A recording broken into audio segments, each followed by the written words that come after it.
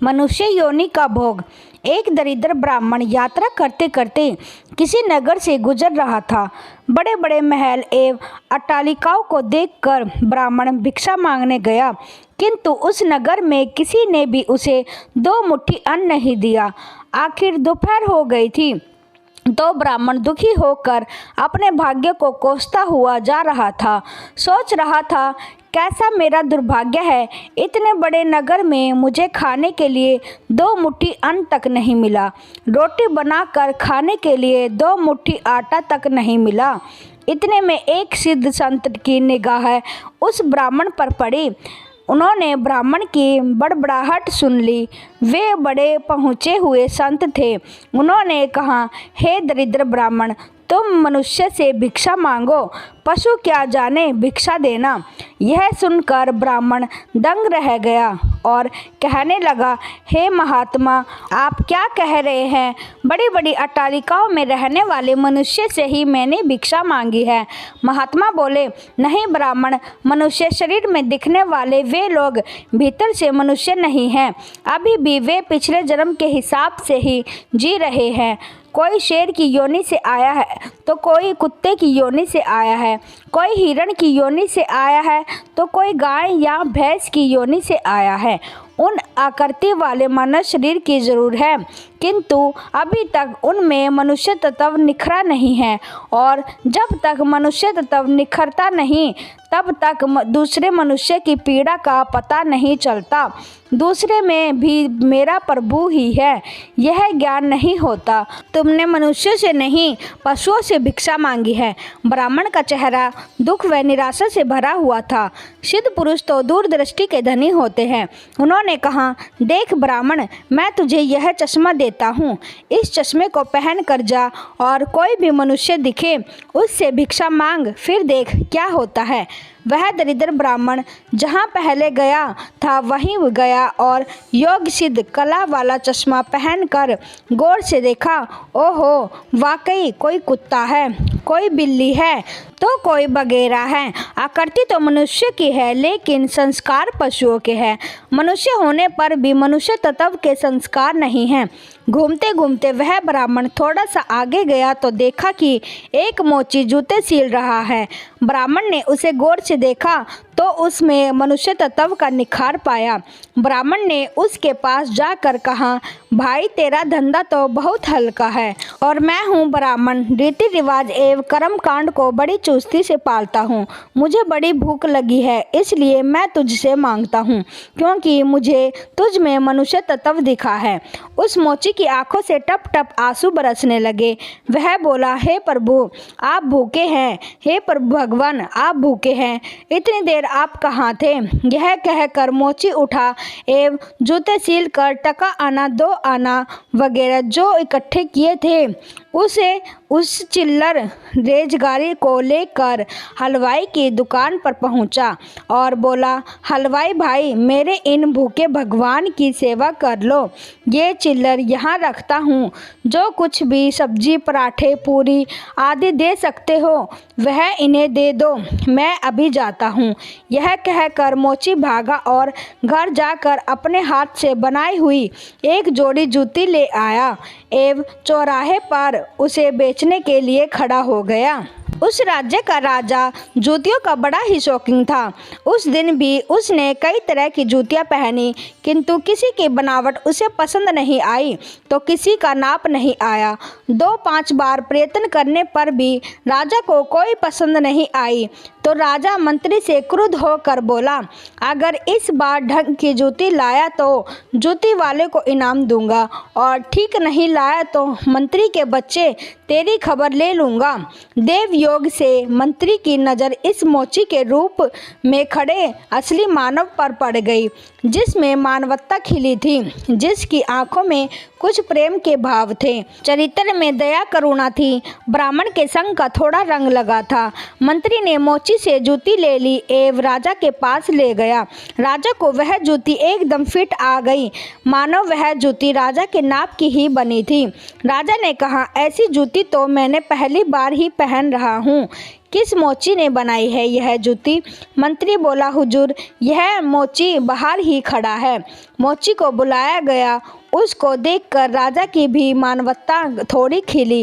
राजा ने कहा, जूती के तो 5 रुपये होते हैं, किंतु यह 5 रुपये वाली नहीं है, 500 रुपये वाली जूती है। जूती बनाने वाले को 500 और जूती के 500 कुल 1000 रुपये इसको दे दो। मोची बोला, राजा जी तनिक ठहरिए, यह जूती मेरी नहीं है, जिसकी है उसे मैं अभी ले आता हूँ। मोची जाकर विनयपूर्वक उस ब्राह्मण को राजा के पास ले आया एवं राजा से बोला, राजा जी यह जूती इन्हीं की है। राजा को आश्चर्य हुआ। वह बोला, यह तो ब्राह्मण है, इसकी जूती कैसे? राजा ने ब्राह्मण से पूछा तो ब्राह्मण ने कहा, मैं तो ब्राह्मण हूँ, यात्रा करने निकला हूँ। राजा, मोची जूती तो तुम बेच रहे थे, इस ब्राह्मण ने जूती कब खरीदी और बेची? मोची ने कहा, राजन, मैंने मन में ही संकल्प कर लिया था कि जूती की जो रकम आएगी वह इन ब्राह्मण देव की होगी। जो रकम इनकी है तो मैं इन रुपयों को कैसे ले सकता हूँ, इसलिए मैं इन्हें ले आया हूँ। न जाने किसी जन्म में मैंने दान करने का संकल्प किया होगा और मुकर गया होऊंगा, तभी तो यह मोची का चोला मिला है। अब भी यदि मुकर जाऊं तो न जाने मेरी कैसी दुर्गति हो। इसलिए राजन, ये रुपए मेरे नहीं हुए। मेरे मन में आ गया था कि इस जूती की रकम इनके लिए होंगी। फिर 500 रुपये मिलते तो भी इनके होते, 1000 मिल रहे हैं तो भी इनके ही हैं। हो सकता है मेरा मन बेईमान हो जाता, इसलिए मैंने रुपयों को नहीं छुआ और असली अधिकारी को ले आया। राजा ने आश्चर्यचकित होकर ब्राह्मण से पूछा, ब्राह्मण, मोची से तुम्हारा परिचय कैसे हुआ? ब्राह्मण ने सारी आपबीती सुनाते हुए सिद्ध पुरुष के चश्मे वाली बात बताई और कहा कि राजन, आपके राज्य में पशुओं के दर्शन तो बहुत हुए, लेकिन मनुष्य तत्व का अंश इन मोची भाई में ही नजर आया। राजा ने कहा, लाओ वह चश्मा जरा हम भी देखें। राजा ने चश्मा लगा कर देखा तो दरबारियों में उसे भी कोई सियार दिखा तो कोई हिरण, कोई बंदर दिखा तो कोई रीछ। राजा दंग रह गया कि यह तो पशुओं का दरबार भरा पड़ा है। उसे हुआ कि ये सब पशु है तो मैं कौन हूँ। उसने आईना मंगवाया एवं उसमें अपना चेहरा देखा तो शेर। उसके आश्चर्य की सीमा न रही। ये सारे जंगल के प्राणी और मैं जंगल का राजा शेर यहाँ भी इनका राजा बना बैठा हूँ। राजा ने कहा, ब्राह्मण देव योगी महाराज का यह चश्मा तो बड़ा गजब का है। वे योगी महाराज कहाँ होंगे? ब्राह्मण, वे तो कहीं चले गए। ऐसे महापुरुष कभी कभी ही और बड़ी कठिनाई से मिलते हैं। श्रद्धावान ही ऐसे महापुरुषों से लाभ उठा पाते हैं। बाकी तो जो मनुष्य के चोले में पशु के सामान है, वे महापुरुष के निकट रहकर भी अपनी पशुता नहीं छोड़ पाते।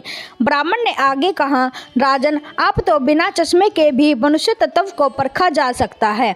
व्यक्ति के व्यवहार को देखकर ही पता चल सकता है कि वह किस योनि से आया है। एक मेहनत करे और दूसरा उस पर हक जताए तो समझ लो कि वह सांप योनि से आया है, क्योंकि बिल खोदने की मेहनत तो चूहा करता है, लेकिन सांप उसको मारकर बल पर अपना अधिकार जमा बैठता है। अब इस चश्मे के बिना भी विवेक का चश्मा काम कर सकता है और दूसरे को देखे उसकी अपेक्षा स्वयं को ही देखे कि हम सांप योनि से आए हैं कि शेर की योनि से आए हैं, या सचमुच में हम में मनुष्यता खिली है। यदि पशुता बाकी है तो वह भी मनुष्यता में बदल सकती है।